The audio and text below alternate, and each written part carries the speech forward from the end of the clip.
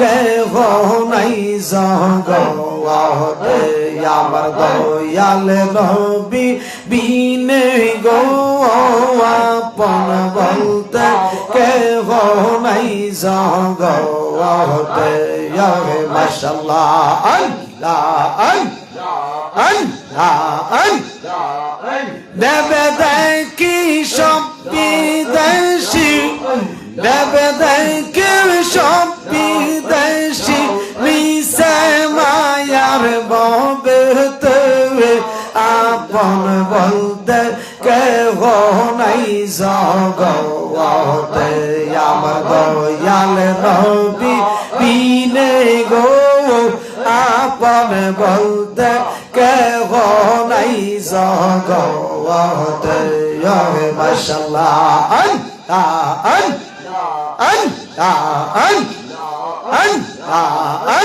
আমার নাই সাধন জন গো দয়াল নাই সাধন জন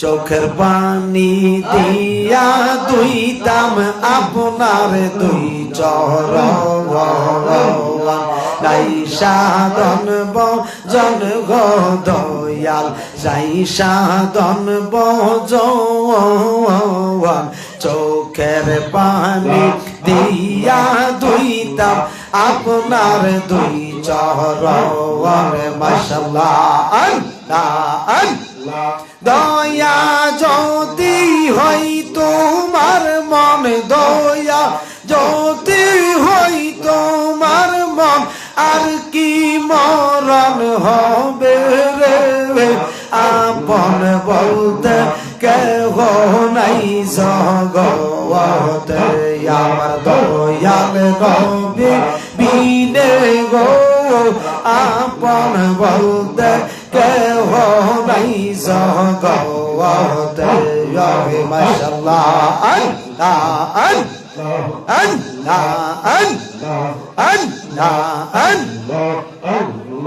একসাথে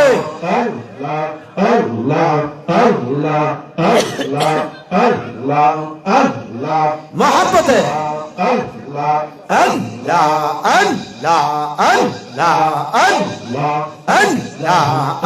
আরে ও আমার মুর্শিদ মাওলা রে আরে পাগল বানাইলি রে আমার আরে ও আমার দয়াল মাওলা রে আরে পাগল বানাইলি রে আমরা রে মারহাবা তুই আমারে করলি পাগল রে তুই আমারে করলি পাগল রে আমার সকল নিয়া রে হায় রে পাগল বানাইলি রে আমরা রে আরে ও আমরা সাপুরি শাওয়ারে আরে পাগল বানাইলি রে আমরা রে মাশাআল্লাহ আর শীতে যার রূপ ধরে না আর সিজাই পাতিয়া রে ওরে আর শীতে যার রূপ ধরে না আর সিজাই পাতিয়া রে আমরা কেমনে বলিব বলো গো কেমনে বলিব বলো ওই রূপ পাশরিয়া রে হায় রে পাগল বানাইলি রে আমরা রে আরে আমরা ওয়াহিদি শারে আরে পাগল বানাইলি রে আমরা রে আগে মারহাবা আল্লাহ আল্লাহ আল্লাহ আল্লাহ আল্লাহ আল্লাহ জোরে অনেক দিন হয় আসগ সাবরিশা আমরা রে সারিয়া হাওয়াই রে রে অনেক দিন হয় আসগ সাবরি আমারে সারিয়া হাওয়াই রে আমি কেমনে তাকিব বলো গো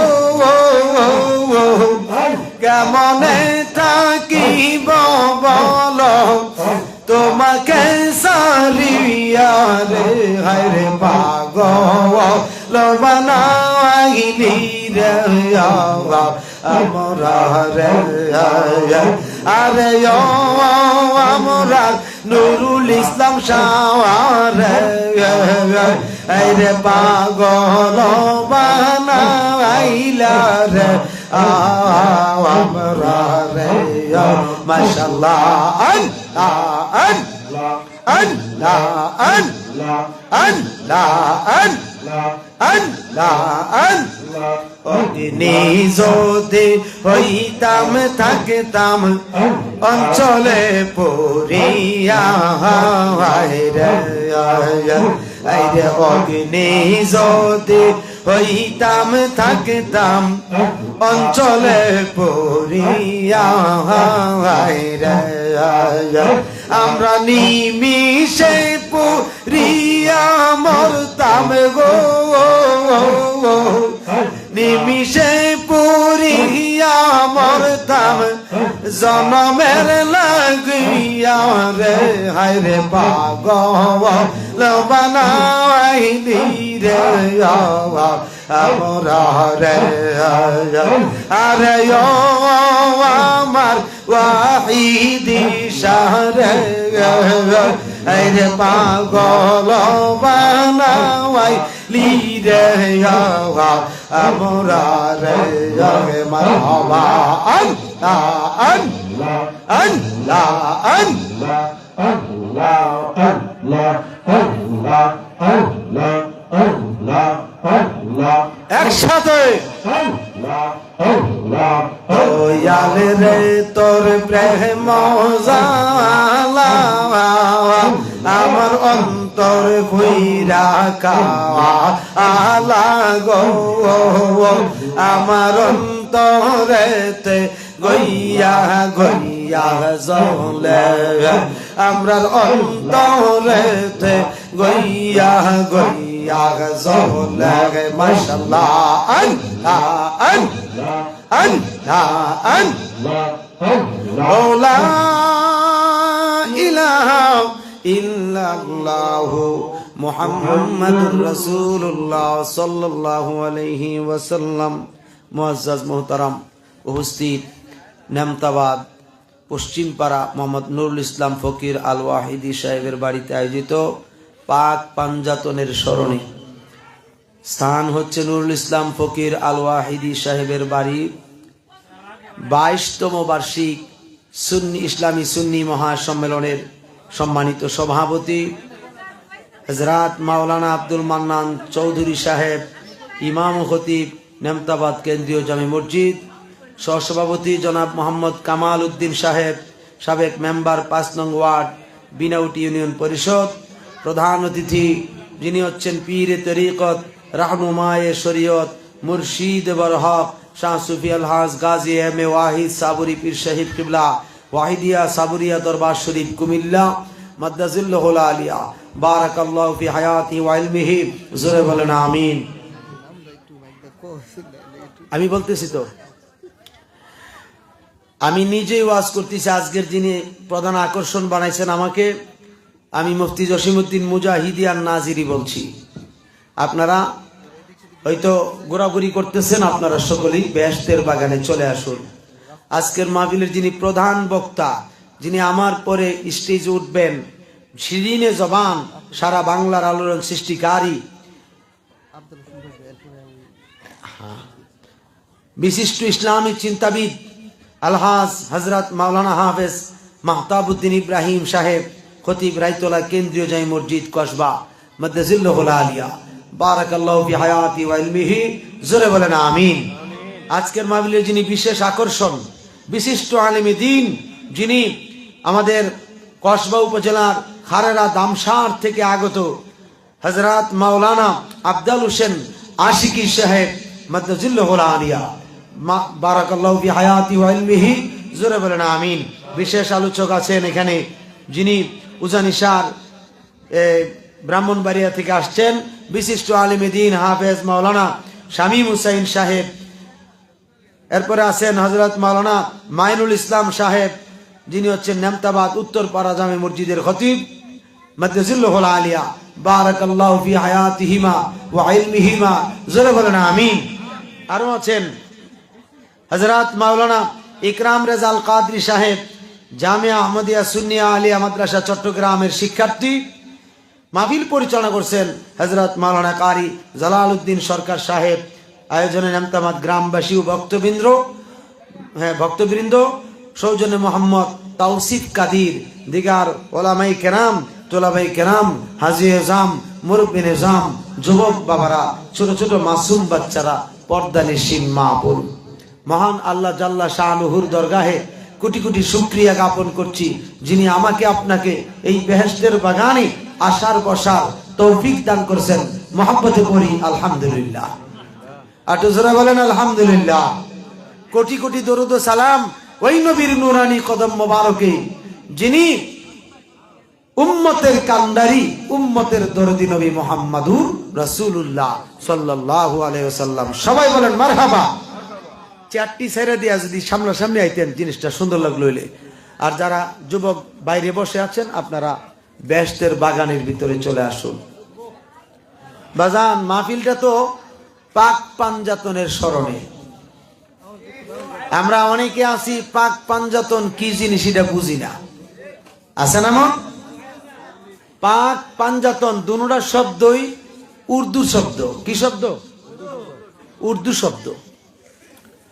এটার বাংলা অর্থ হইল পাক পাঞ্জাতন। পাক মানে হচ্ছে পবিত্র, পুত পবিত্র। পাঞ্জা মানে পাঁচ, তন মানে দেহ। পড়েন না সুবহানাল্লাহ। এটার ব্যাখ্যা হলো পাঁচটা পবিত্র দেহ, পাঁচটা পবিত্র দেহ। কি দেহ? পবিত্র। এই পবিত্র দ্বারা মুফাসসিরিন কি বুঝাইলেন? এটা কি কিছুক্ষণের জন্য পবিত্র, না জনমের জন্য পবিত্র?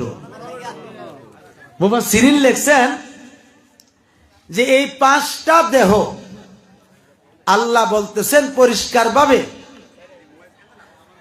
লিউজ হিবা আন কুমুজ, লিউজ হিবা আন কুমুজ জিকরা,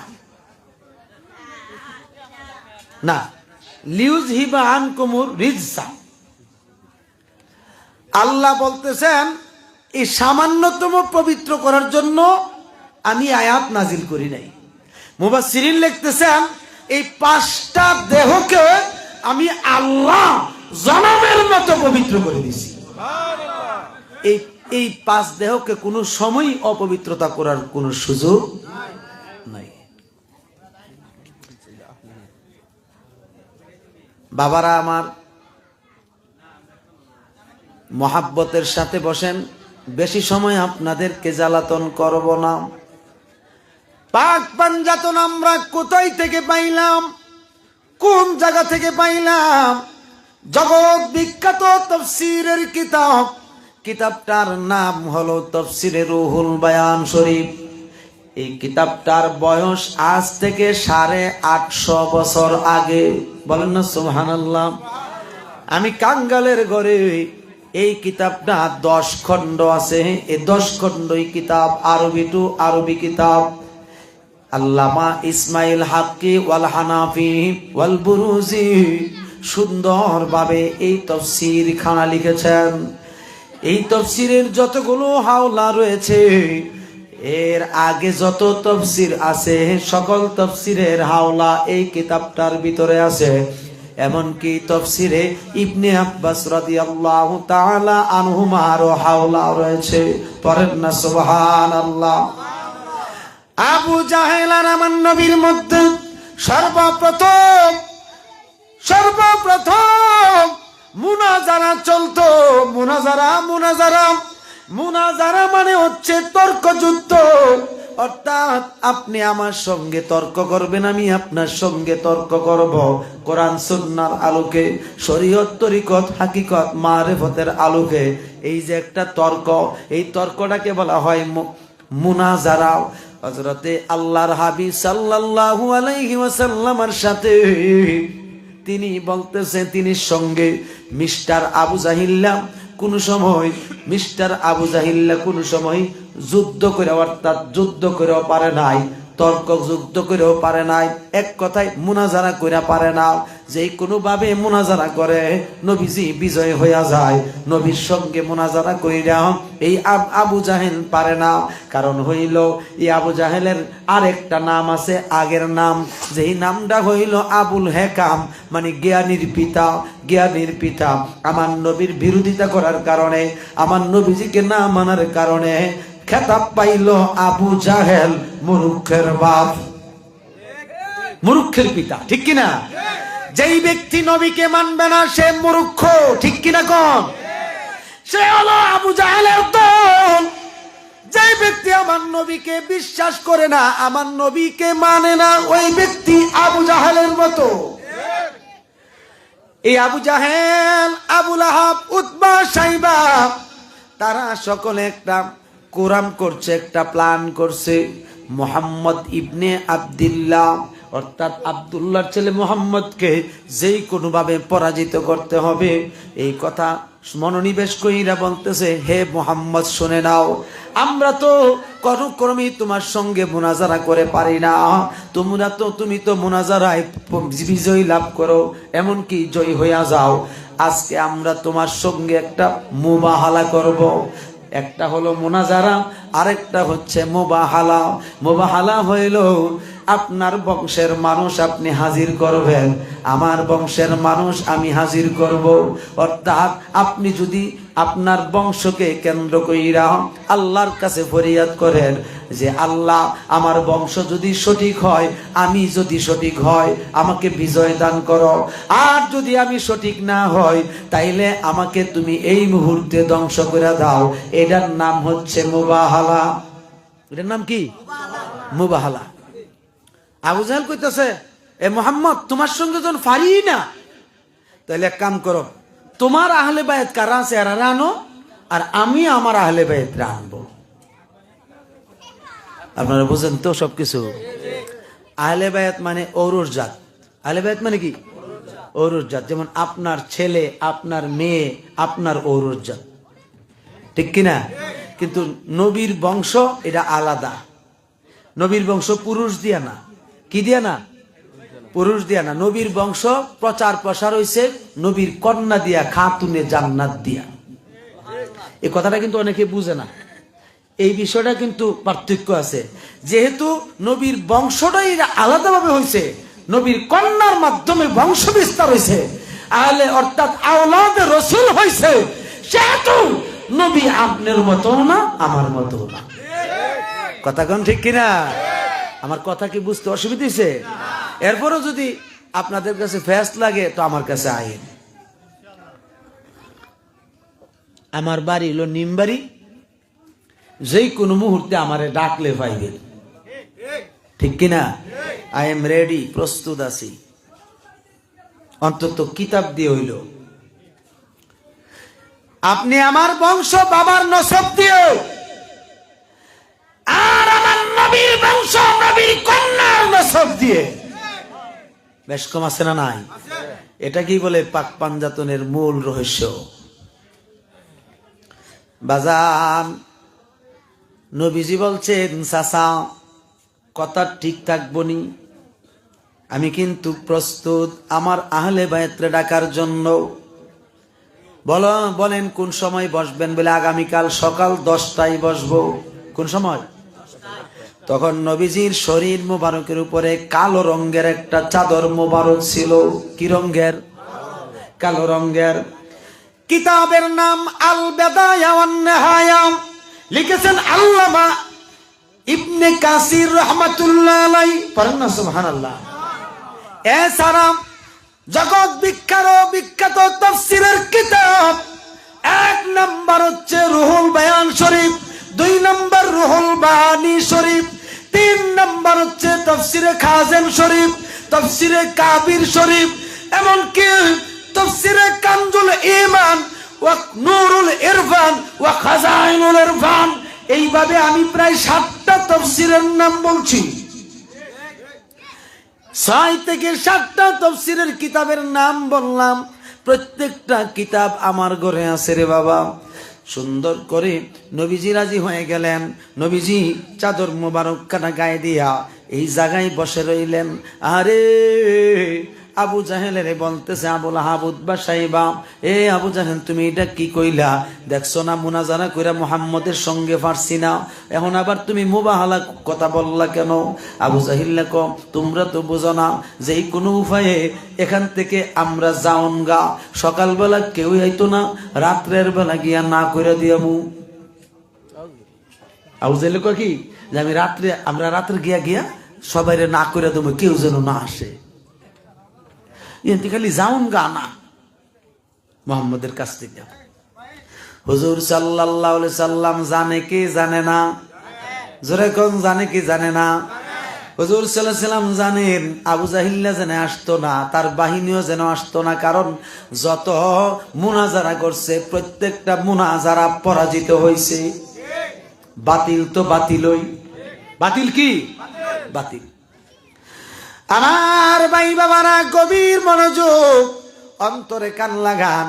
আমার নবীজি সুন্দর করে সারাটা রাত এই জায়গায় বসা।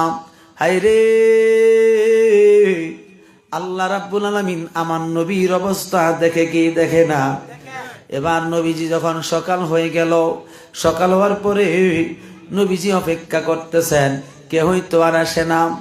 আমার নবী ডাক দিয়ে বলেন, ইয়া ফাতেমা তু আইনা তাদিরু, হে আমার ফাতেমা তুমি কোথায়? হাজির হও। সঙ্গে সঙ্গে খাতুনে জান্নাত ফাতেমা তু জোহরা রাদিয়াল্লাহু তাআলা আনহা আমার নবীজির সামনে হাজির হয়ে গেছে।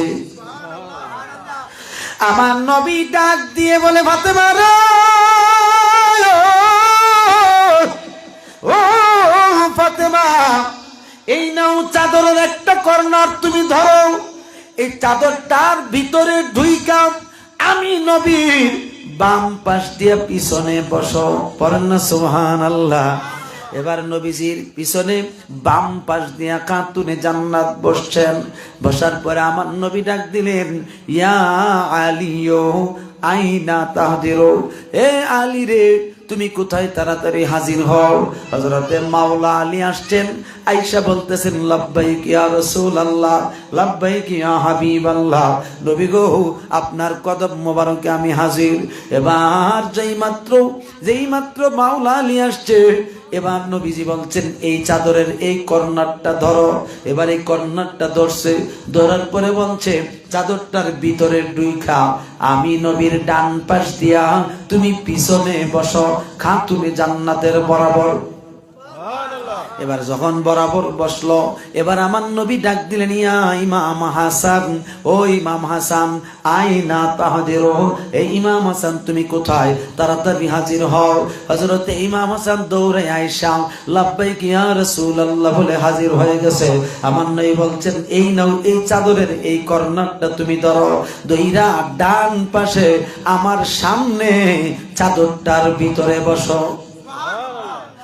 এবার আমার নবী ডাক দিলেন, ইয়া ইমাম হুসাইন আইনা তাহদিরু, ও ইমাম হুসাইন তুমি তাড়াতাড়ি করে হাজির হও, তুমি কোথায়?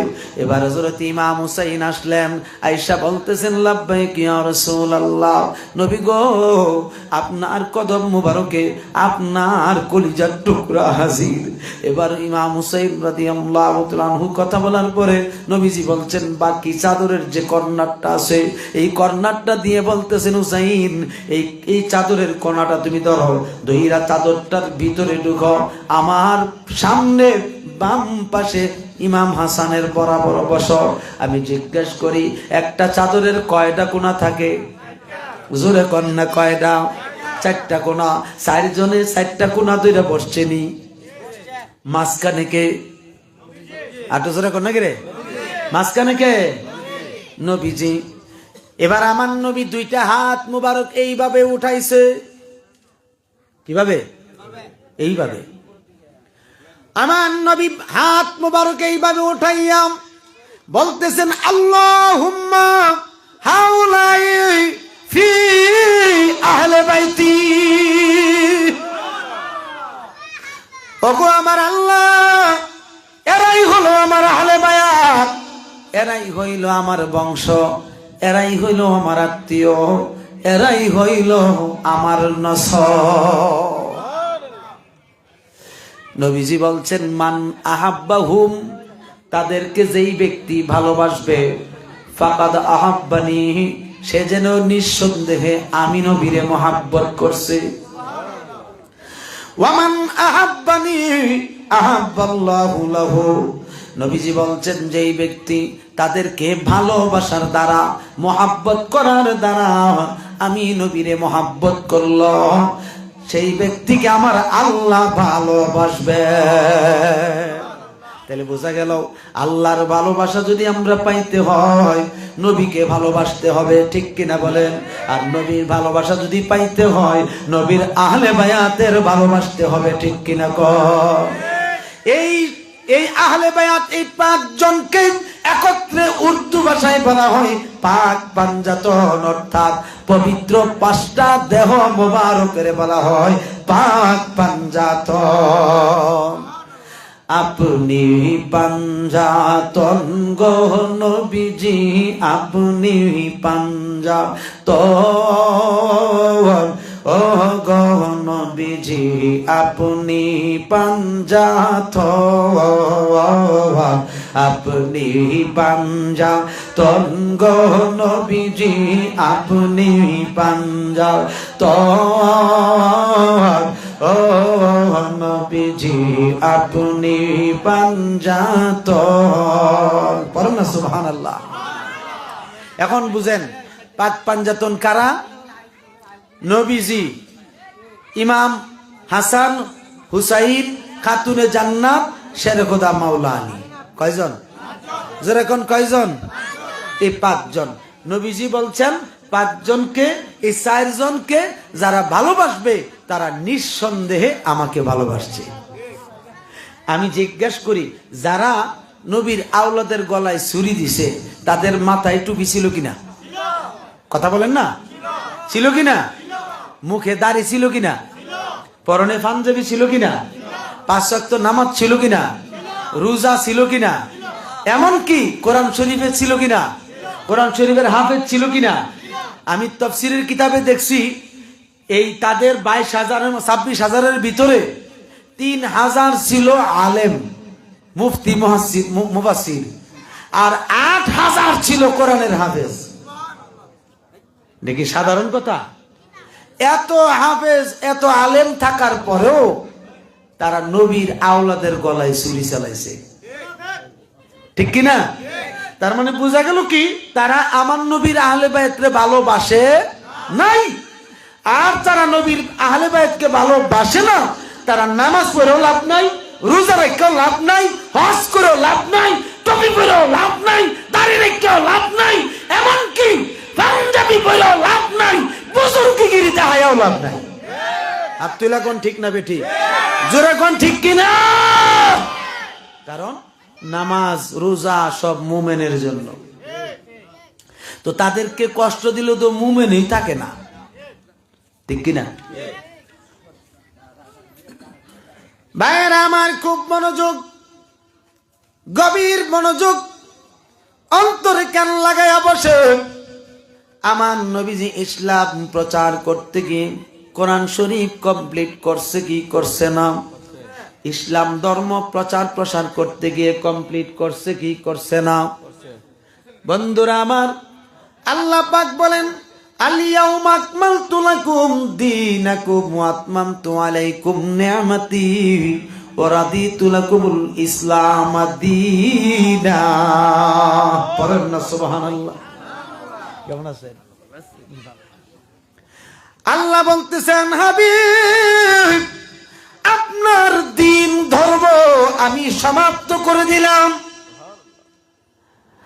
এবং আপনি যা যা চাইছেন আমার কাছ থেকে আমি তা কমপ্লিট করে দিলাম। ইসলাম ধর্ম কমপ্লিট করে দিলাম।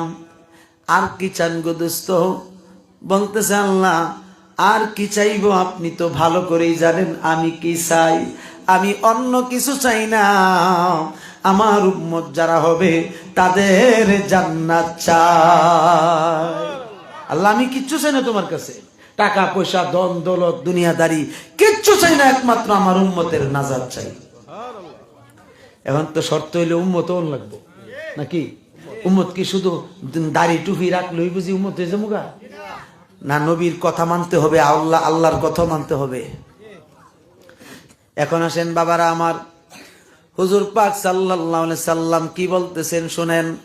আল্লাহ পাক কোরআনের মাধ্যমে নবীজিকে ওয়াজ করে শোনায় দিয়েছেন, হাবিব গো, আপনি বিশ্ববাসীকে জানাইয়া দেন, আপনি যাদেরকে ভালোবাসেন তারা যেন তাদেরকে ভালোবাসে, মহব্বত করে, তাদেরকে যেন মানে, তাদেরকে যেন ঈমানের অংশ মনে করে। পারেন না সুবহানাল্লাহ? আল্লাহ রাব্বুল আলামিন বলেন, বিসমিল্লাহির রহমানির রহিম। কুল লা আসআলুকুম আলাইহি আজরান ইল্লাল মাওয়াদ্দাতা ফিল কুরবা।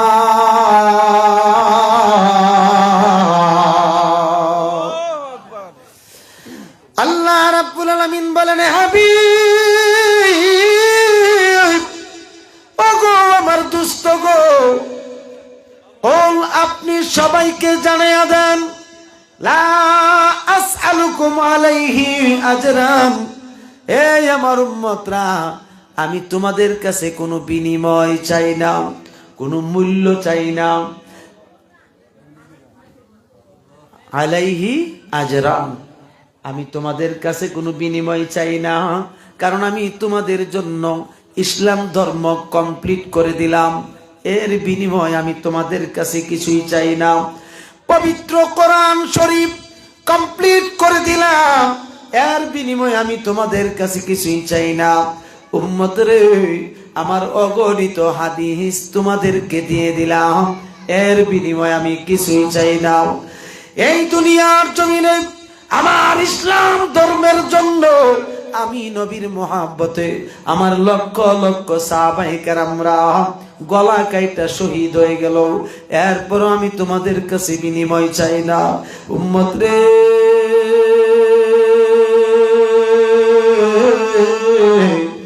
ও আমার উম্মত, তোমাদেরকে ফরজ ওয়াজিব সুন্নতে মুআক্কাদা কমপ্লিট করে দেখাইলাম, এর বিনিময়ে আমি তোমাদের কাছে কিছুই চাই না।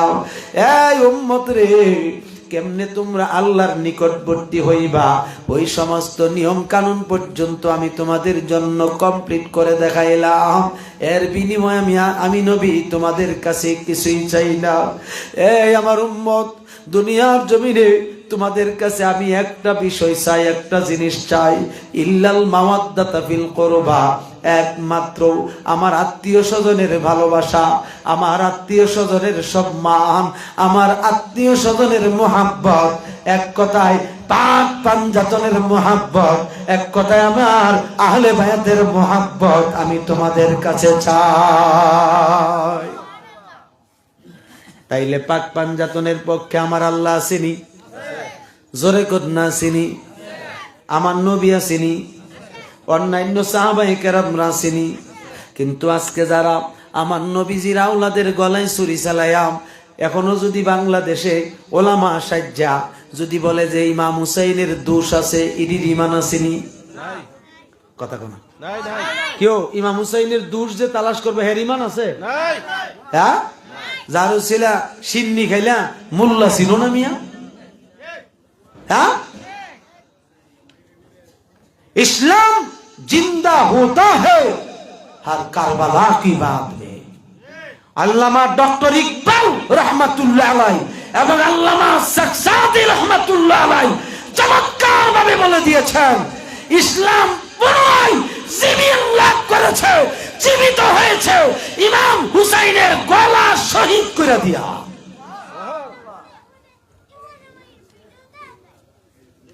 ঠিক কিনা? আজকে যারা আহলে বায়তের প্রতি ঘৃণা পোষণ করে, আহলে বায়তকে মানে না, আহলে বায়তকে ভালোবাসে না, তাদেরকে কি মুসলমান বলা যাবে? ইমানদার বলার কোনো সুযোগ নাই। আল্লাহর নবী বলেন, ইন্নাল হাসান ওয়াল হুসাইন ইবনি,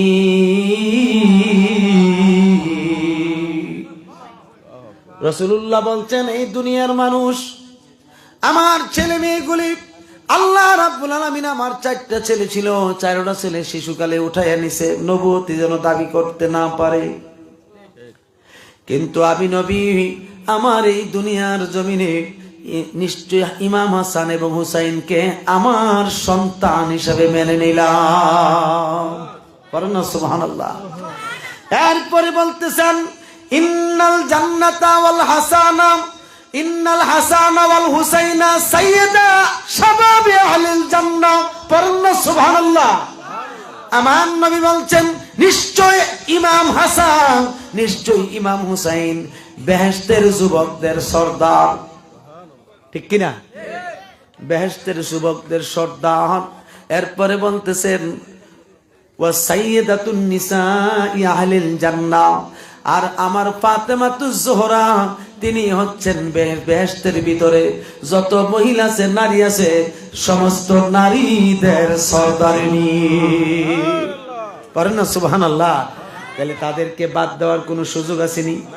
জোরে কন্যা সুযোগ আসেনি। এখন যারা তোমরা যারা আমার নবীর আহলে বায়াতকে ঘৃণা করো, পছন্দ করো না, তারা কিন্তু মুমিন হিসেবে থাকতে পারবে না দুনিয়ার জমিনে। এই জন্য বাবারা আমার, হযরত ইমাম হাসান হুসাইনকে কেউ যাতে কষ্ট দিতে না পারে, নবীজি কি করছেন জানেন? তাদের দুইজনকে, একজনকে ডান উর মুবারকের উপরে বসাইছেন, আরেকজনকে বাম উর মুবারকের উপরে বসাইলেন। বসানোর পরে বসানোর পরে আমার নবী একজনের দিকে তাকায়, আবার আরেকজনের দিকে তাকায়। নবীজি খুব আনন্দ উপভোগ করতেছে। এবার জিব্রাইল আলাইহিস সালামকে পাঠাইয়া আল্লাহ পাক জিজ্ঞেস করাইছেন, হাবিব গো, আপনার এই দুইজন নাতি তো অনেক আদরের, আপনার মহব্বতের। আল্লাহ রাব্বুল আলামিন আপনার এই আদর মহব্বতে অত্যন্ত খুশি। আল্লাহ পাক তাদের দুইজনকে সমান ভালোবাসে। এই কথা বলার পরে গো, এবার আমার নূর নবী মুহাম্মদুর রাসূলুল্লাহ সাল্লাল্লাহু আলাইহি ওয়াসাল্লাম আল্লাহ রাব্বুল আলামিনের প্রতি লক্ষ্য করে বলছেন, আল্লাহ মান আহাব্বা হুমা, বিশেষ করে এই দুইজনকে যেই ব্যক্তি ভালোবাসবে, ফাকাদ আহাব্বানি, সে নিঃসন্দেহে আমি নবীরে মহব্বত করছি। একটু জোরে বলুন না সুবহানাল্লাহ। এরপরে বলতেছেন, ওয়ামান আবগাদা হুমা ফাকাদ আবগাদানি, এই দুইজনকে যেই ব্যক্তি কষ্ট দিল, সে যেন নিঃসন্দেহে আমি নবীর মনে কষ্ট দিল। এই জন্য আল্লাহ বলেন, ইন্নাল্লাযীনা ইউযুনাল্লাহা ওয়া রাসূলাহু লা'আনাহুমুল্লাহু ফিদ দুনিয়া ওয়াল আখিরাহ। পড়েন না সুবহানাল্লাহ।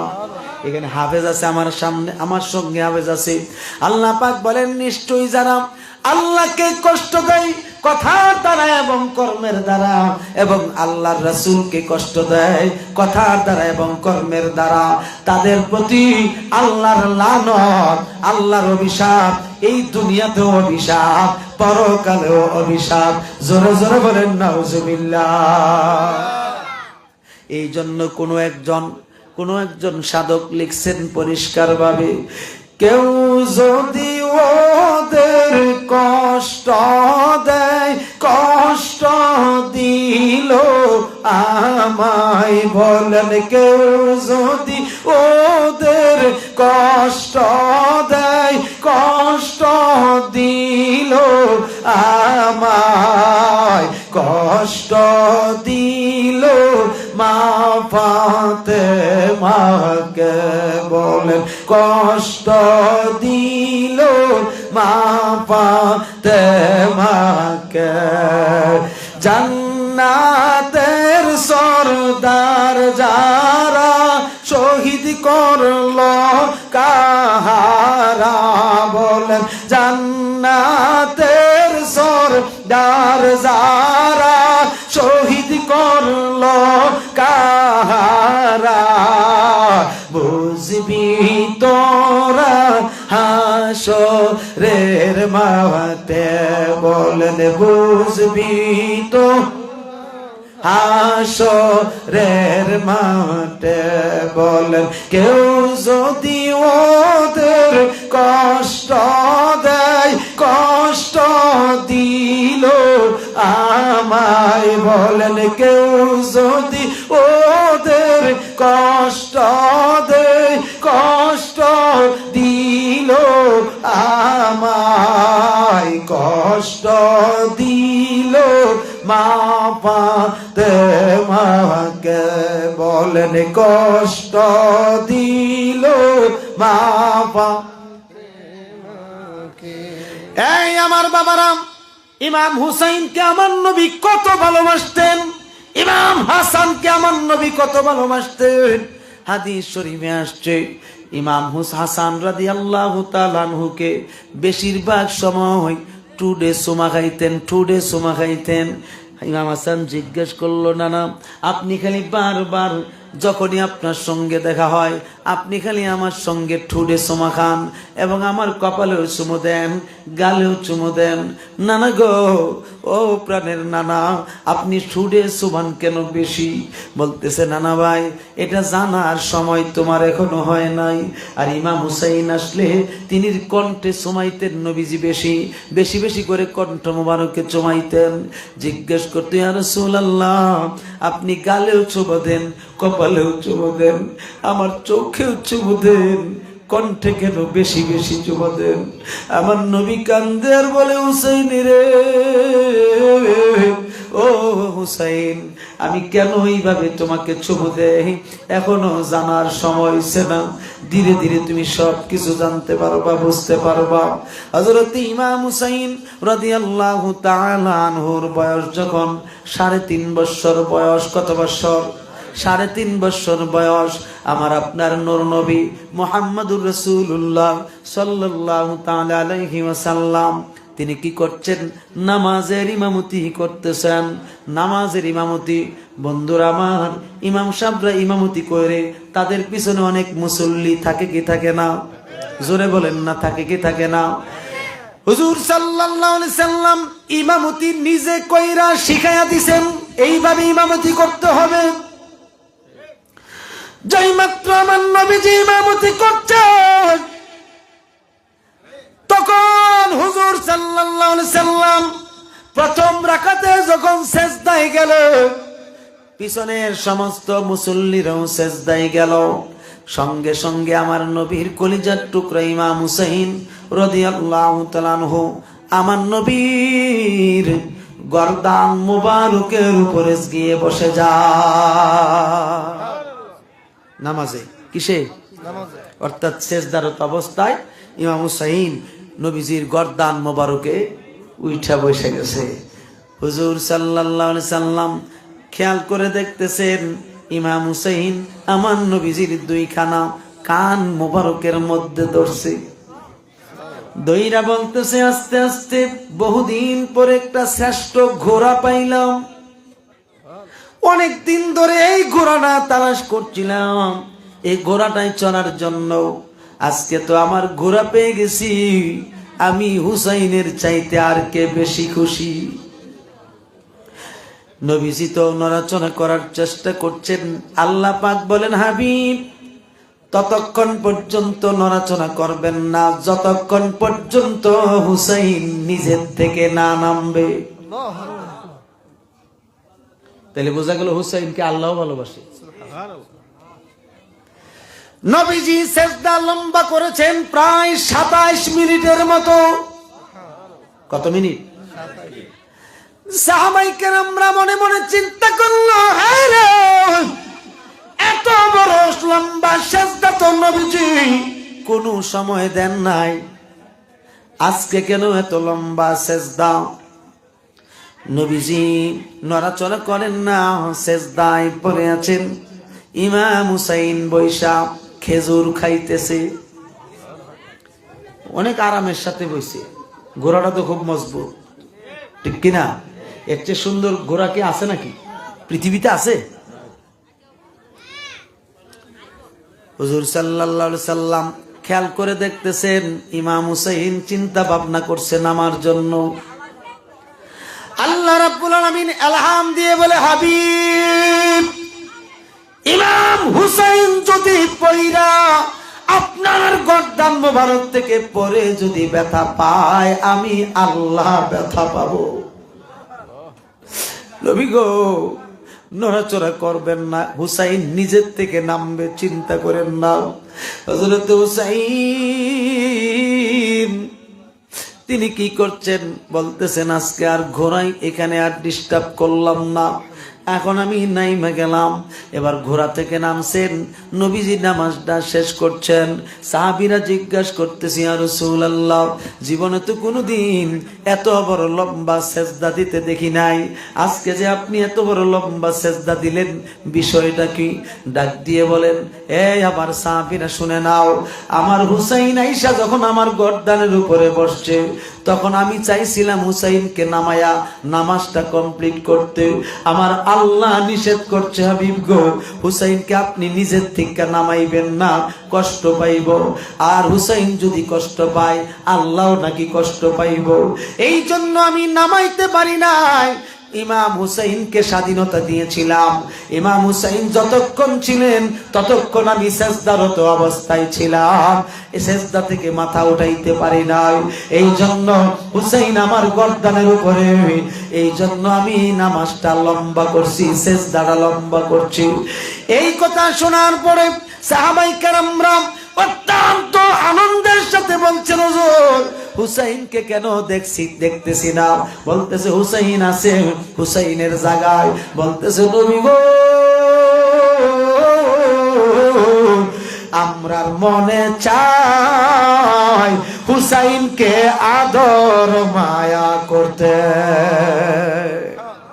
একটু জোরে কর না সুবহানাল্লাহ। এই জন্য আমি অনেক সময় বলে থাকি, কোন বা দেশে রইলা রে দয়াল চান তুমি, কোন বা দেশে রইলা রে সাবরি সাম।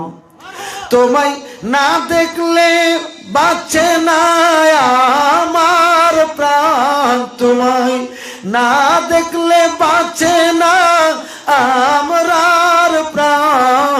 তুমি কোন বা দেশে রইলা রে সাবরি সান, তুমি কোন বা দেশে রইলা রে দয়াল চাও। যেমন শিমুলের তোলা বাতাসে উড়ে রে, যেমন শিমুলের তোলা বাতাসে উড়ে রে, তেমনি উড়াইল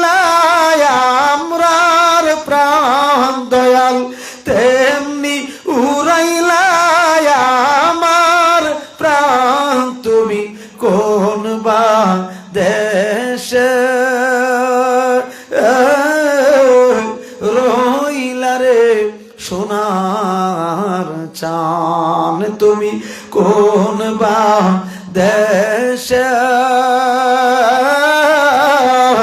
রইলা রে দয়াল চাঁদ। জোরে জোরে বলেন না আল্লাহু আকবার। মুহাব্বতে বলেন না ইয়া রাসূলুল্লাহ। আওয়াজ করে বলেন ইয়া ওয়ালি আল্লাহ। ইমাম হুসাইনকে আমার নবী ভালো কি কম বাসছেন? কখনো কম বাসেন নাই। সব চাইতে বেশি ভালোবাসছেন ইমাম হাসান হুসাইনকে। বন্ধু ও আমার বাবাজিরা, আজকের এই পাক পাঞ্জাতনের স্মরণে যে মাহফিল, এই লেমতাবাস পশ্চিম পাড়া শাহ সুফি মোহাম্মদ নুরুল ইসলাম ফকির আল ওয়াহিদি, তিনি কিন্তু অনেক বড় যুদ্ধ করে এই জায়গায় অবস্থান করছেন। তিনি কিন্তু বাতিলদের বিরুদ্ধে বহু যুদ্ধ করছেন, অর্থাৎ শেষ পর্যন্ত তাদের কাছ থেকে এখানে আসতে বাধ্য হয়েছেন হিজরত করে। কারণ হয়েছে কি জানেননি? আমার আপনার দয়াল নবীজি মক্কায় থাকতে পারেন নাই, অত্যাচারিত হয়েছেন, লাঞ্ছিত হয়েছেন, কত অপমানিত হয়েছেন। নবীজিও থাকতে পারেন নাই, তাদের অত্যাচার জুলুমে মক্কা থেকে মদিনায় হিজরত করতে হয়েছে। ঠিক কিনা বলেন? আর আল্লামা যিনি হাফেজ কাজী এম এ ওয়াহিদ সাবরি পীর সাহেব হুজুর, আমি অনেক বছর আগ থেকে জানি, প্রায় 25-26 বছর আগের থেকে আমি দেখেছি তিনি অর্থ সম্পদ ইসলামের জন্য, অর্থাৎ আহলে সুন্নাত ওয়াল জামাতের জন্য অগণিত অর্থ সম্পদ ব্যয় কইরা এই সুন্নিয়তের প্রচার প্রসার করতেন। এখনো তিনি নিজের অর্থ খরচ কইরা সুন্নিয়ত প্রচার করেন, প্রসার করেন। ঠিক কিনা বলেন? এ বন্ধু, তিনির খলিফা এই জায়গায় দুইজন আছে। একজন হইল শাহ সুফি মোহাম্মদ নুরুল ইসলাম ফকির আল ওয়াহিদি সাহেব, তিনিও একজন খেলাফত প্রাপ্ত। আরেকজন হচ্ছে হাফেজ মাওলানা মাতাবুদ্দিন ইব্রাহিম, তিনিও কিন্তু ওয়াহিদ সাবরি শাহ হুজুরের খেলাফত প্রাপ্ত। দুইজন পীর কিন্তু এই জায়গায় আছে। ঠিক নিও বাবা? এই জন্য বলবো, যদিও গাজী আহমেদ ওয়াহিদ সাবরি পীর শাহ হুজুর তিনি অসুস্থ, ঢাকা হসপিটালের মধ্যে ভর্তি আছে রে বাবা, তিনি ওইখান থেকে বলতেছেন, বাবা আমি তোমার জন্য দোয়া করি, সকলের জন্য আমি দোয়া করি, আল্লাহ রাসূল যেন আহলে বায়তের উসিলায় যেন সবাইকে কবুল করে। ঠিক কিনা? ঠিক কিনা? আজকে যারা এই মাহফিলটা না শুই না, তোমরা যারা রাস্তায় আড্ডা দিছো রে বাবা, এমন তো দিন আসতে পারে রে এই দোকানে আসার সময়ও না পাইতে পারো, কারণ নিঃশ্বাসের কোনো বিশ্বাস না হয়, নিঃশ্বাসের কোনো বিশ্বাস নাই। ঠিক কিনা বলেন? এই জন্য বাবা, দুনিয়ার জমিনে যতদিন বাঁচবা, যতদিন থাকবা, ততদিন আল্লাহ আল্লাহ রসুলের পথে মতে থাকার চেষ্টা করো, নবীজির আহলে বায়তের পথে মতে থাকার চেষ্টা করো, সাহাবায়ে কেরামদেরকে সম্মান করো, ইজ্জত করো, দেখবা তুমি আহলে সুন্নাত ওয়াল জামাত হইয়া থাকবা। ঠিক কিনা বলেন? আহলে সুন্নাত ওয়াল জামাত এই দলটা হলো নাজি দল, জান্নাত প্রাপ্ত দল। আমি আপনাদের খেদমতে বলতে চাই, নবীজির আহলে বাইতের ব্যাপারে নবীজি ১৫০০ বছর আগে হাদিস শরীফে বলেছে, তারাকতু ফিকুম আমরাইন কিতাবাল্লাহ ওয়া ইতরাতি আহলে বাইত। পড়েন না সুবহানাল্লাহ। নবীজি বলছেন ১৫০০ বছর আগে, এই আমার উম্মত, আমি তোমাদের কাছে দুইটা জিনিস রাখলাম, একটা হলো আল্লাহর কিতাব কোরআন শরীফ, আর একটা হইল আমার আহলে বায়তের মহব্বত। ঠিক কিনা বলেন না? আহলে বায়ত মানে পাক পাঞ্জাতন। আহলে বায়ত মানে কি? পাক পাঞ্জাতন। আল্লাহ পাক, আল্লাহর নবী বলছেন, এ আমার উম্মত, আমি তোমাদের কাছে দুইটা জিনিস রাখলাম, একটা হলো আমার আল্লাহর কোরআন কিতাব, কিতাব আল্লাহ মানে আল্লাহর কিতাব কোরআন শরীফ, আর একটা হইল আমি নবীর আহলে বায়তের মহব্বত, অর্থাৎ হযরতে আলীর মহব্বত, হযরতে মাওলা আলীর মহব্বত, হযরতে খাতুনে জান্নাতের মহব্বত, হযরতে ইমাম হুসাইনের মহব্বত, হযরতে ইমাম হাসানের মহব্বত। আমি এই 4 জন আহলে বায়তের মহব্বত আমি তোমাদের কাছে চাই। কয়টা জিনিস রাখছে? দুইটা জিনিস। কয়টা? একটা কোরআন আর একটা হচ্ছে নবীজির আহলে বায়াতের মহব্বত। বলেন না সুবহানাল্লাহ। এখন যদি কেউ আমরা আহলে বায়াতের বিরোধিতা করি তো আমরা কি সুন্নি থাকবো? আহলে সুন্নাহ থাকতে পারবো? এখন আমাদের দেশে ইয়াজিদকে হযরত ইয়াজিদ বললা যে ওয়াজ করতেছ আসেনি কোন নাম না ইন্টারনেট দেননি ইয়াজিদ বিলে হযরত ইয়াজিদ আবার রাদিয়াল্লাহু তাআলা আনহু জোরে কোন নাউজুবিল্লাহ মানে হেরে সাহাবী বানানোর লাগি কত চেষ্টা। ইয়াজিদ আল্লাহর নাফরমান, নবীজির দুশমন, আহলে বাইতের দুশমন। ইমাম আযম বলেছে ইয়াজিদ হচ্ছে ফাসিকে মুরাক্কাব। ইমাম মালিক বলছে ইয়াজিদ কাফের। আর ইমাম শাফি বলছেন ইয়াজিদ হচ্ছে জিন্দিক। ইমাম আহমদ ইবনে হাম্বল বলছেন ইয়াজিদ হচ্ছে মুনাফিকদের সর্দার। চারটা টাইটেল তো বানানা তার কথা কোনা ঠিক কিনা? যারা ইয়াজিদ পন্থী তারা নামাজ পড়ার পরও জাহান্নামী, রোজা রাখার পরও জাহান্নামী, হজ করার পরও জাহান্নামী। আমিলাতুন নাসিবাতুন তাসলা নারান হামিয়া, কঠোর পরিশ্রমের বন্দেগী জাহান্নামে কষ্ট হবে। এটা আমি বলছি না, আল্লাহ বলছেন। ঠিক কিনা? আপনাদের কারো ছেলে ইয়াজিদ রাখছেননি? একটু রাখতেন। যারা ভালোবাসে তাগো ছেলের একটা ইয়াজিদ রাখার দরকার না? আরে আরও তো রাখে না।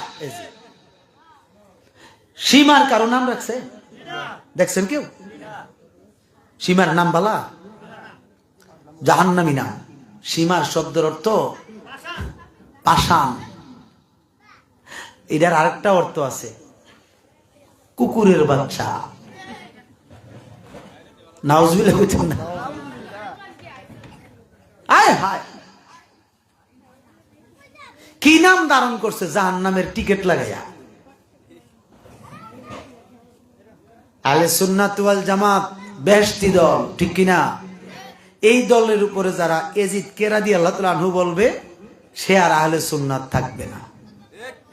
কথা মন থাকবে তো? খায়রুল কালামে কাল্লা ওয়া দাল্লা, অল্প কথা ভালো, ঠিক কিনা? অল্প কথা কি ভালো? অল্প তরকারি ভালো তরকারি হইলেও ভালো। আর যদি ফসাও তাহলে 10 ডেগ হইলেও ভালো না। ঠিক তদ্রুপ ইমান হারা কথা হইলে এটা 1000 কথা হইলেও ভালো না। এখন প্রশ্ন, নামাজ পড়বো কিনা? যে হ্যাঁ, ইমাম হুসাইন রাদিয়াল্লাহু তাআলা আনহু কারবালার ময়দানে শহীদ হওয়ার আগে 2 রাকাত নামাজ পড়ছিলেন, আসরের নামাজ। একলা কি একলা? একা পড়ছেন। পড়েন না সুবহানাল্লাহ। আর এই পাষণ্ড এজিদের দলেরা ইমাম হুসাইনের কল্লা মোবারক কাইটা আলাদা কইরা বল্লমের আগায় রাইখা আসরের নামাজ জামাতে পড়ছে। লাভ হইব কি? কি কন? কোন লাভ হইব? এই জন্য আমরা আহলে সুন্নাত ওয়াল জামাত যারা অনুকরণ করছি, আমাদেরকে উচিত কমপক্ষে পাক পাঞ্জাতনকে জীবনের চাইতেও বেশি মহব্বত করা, মালের চাইতেও বেশি মহব্বত করা। মহব্বত করবেন নি? যারা বলেন না, ইমানের অঙ্গ, ইমানের অংশ হলো পাক পাঞ্জাতন। মেশকাতে সরা মেরকাতে লেখছেন আল্লামা মুল্লা আলী কারি, কাল হাসরের ময়দানে হাউজে কাউসারের পানির পিয়ালা লইয়া, গ্লাস লইয়া এই 4 জন আহলে বায়াত দাঁড়াই থাকবেন। এখন যারা দুশ্মনী রাখবে তা করে পানি দিব না পেশাব দিব? দিয়া দিব মদ খায়া লুডি জিজ্ঞা, ঠিক কিনা? কারণ যারা নবী আহলে বাইতকে মহব্বত করবে তাদের নসিবে হাউজে কাউসারের পানি মিলবে। আল্লাহু আকবার বলবেন না? আজকে আমি আর সামনের দিকে গেলাম না, আমার জন্য দোয়া করবেন। আমি দরবারটা দেখে খুব খুশি হয়েছি, অনেক সুন্দর। আমি তুই প্রথম আসছি, অনেকে জানি না যে আমি যে এশার নামাজের পরে উঠে যাবো, ঠিক নেই? যদি মাইকিং এ বলে দিত যে হুজুরে এশারের নামাজের পরে উঠবে, সঙ্গে সঙ্গে মানুষ আসতো, অবশ্যই আসতো। তারা কিন্তু এসে আমাকে খুঁজেও পাইব না। অথচ আমি ওয়াদা দিয়া যাইতেছি, সামনের থেকে আমি পরে আলোচনা রাখবো। হুজুরের কাছে আমি ওয়াদা রাখলাম। আমার ভালো লাগছে, ওনাকে অনেক অনেক মহাব্বতের মানুষ, আমার বাবাজিকে অনেক মহাব্বতের মানুষ। আমার ভালো লাগছে যে হকের প্রতি এত শক্ত, ঠিক কিনা? হকটা যা আছে, হকটার প্রতি তিনি খুব কঠোর শক্ত। আল্লাহ রাব্বুল আলামিন এই পাক পাঞ্জাতনের ঝান্ডা যেন তিনি ধরে রাখতে পারেন, সেই তৌফিক যেন দান করে, বলেন আমিন। আরো জোরে বলেন আমিন। একটু মহাব্বতে জিকির করবেন ইসমে জাত আল্লাহ আল্লাহ আল্লাহ আল্লাহ আল্লাহ আল্লাহ আল্লাহ আল্লাহ আল্লাহ আল্লাহ আল্লাহ আল্লাহ আল্লাহ আল্লাহ। তোমার মত আমায় কেহ দয়াল, তোমার মত আমায় কেহ মনে ভালোবাসে না, তাই তো দয়াল আমি তোমার দিওয়ানা। দয়াল গো তাই তো আমরা তোমার দিওয়ানা। মাশাআল্লাহ আল্লাহ আল্লাহ আল্লাহ আল্লাহ। তোমার মত আমায় কেহ দয়াল, তোমার মত আমায় কেহ মনে ভালোবাসে না, তাই তো দয়াল আমি তোমার দিওয়ানা। দয়াল গো তাই তো আমরা তোমার দিওয়ানা। মারহাবা আল্লাহ আল্লাহ আল্লাহ আল্লাহ। আমি যতই বলি আমার ধন জওয়ান, এই সংসারে আমার কেউ না ভাই আপন গো। তুমি আমরার সহায় সম্বল, দয়াল তুমি আমরার সহায় সম্বল, গোর নিদানের আপনার মন হইয়াছে গো দেওয়ানা। মাশাআল্লাহ লা ইলাহা ইল্লাল্লাহ মুহাম্মাদুর রাসূলুল্লাহ সাল্লাল্লাহু আলাইহি ওয়াসাল্লাম। নারে